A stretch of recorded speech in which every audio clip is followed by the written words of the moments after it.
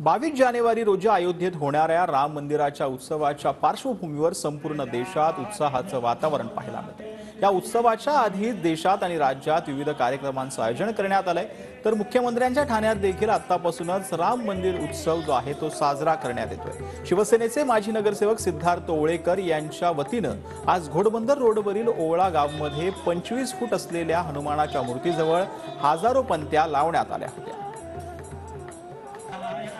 राम मंदिरासाठी भारतातून अनेक ठिकाणांवरून वेगवेगळ्या वस्तू जे आहेत ते नेण्यात आलेल्या आहेत। मात्र आपण सध्या ठाण्यामध्ये आहोत। ठाण्यातील ओवळा या ठिकाणी आणि याच ठिकाणी पाहू शकतो शिंदे गटातील माजी नगरसेवक सिद्धार्थ ओवळेकर यांच्या वतीने भव्य मूर्ती जी आहे ती हनुमानाची आहे, 25 फुटाची आहे। त्याच्या खालीच श्रीराम असा घोष करत या ठिकाणी पंत्या पेटवण्यात आलेल्या आहेत। आपण त्यांच्याशी थेट विचारणार आहोत। सिद्धार्थ ओवळेकर सर, काय सांगाल एकंदरीत कशा प्रकारची संकल्प पुढे घेऊन जातात आहे? अनेक वस्तू जे आहेत ते श्रीराम मंदिराकडे पाठवण्यात आपल्याला देखील खालीचा वाटावून कशा प्रकारे तयारी करण्यात आलेली आहे?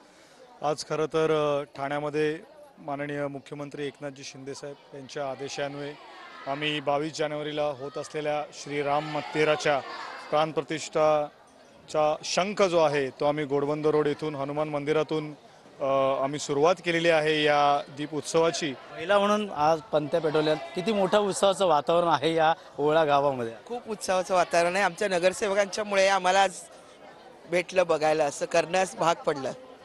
आमचे नगरसेवक आहेत म्हणून आम्ही आहेत। असं जय श्रीरामाच्या घोषणा सर्वीकडे होतात, कसं बघता उत्सवाचं वातावरण अयोध्येमध्ये राम मंदिर बनतं? हे आपल्या सर्वांसाठी भारत देशासाठी खूप गर्वाची गोष्ट आहे की राम जन्मभूमी हे होते आणि आम्ही आत्तापासूनच सेलिब्रेट करतोय।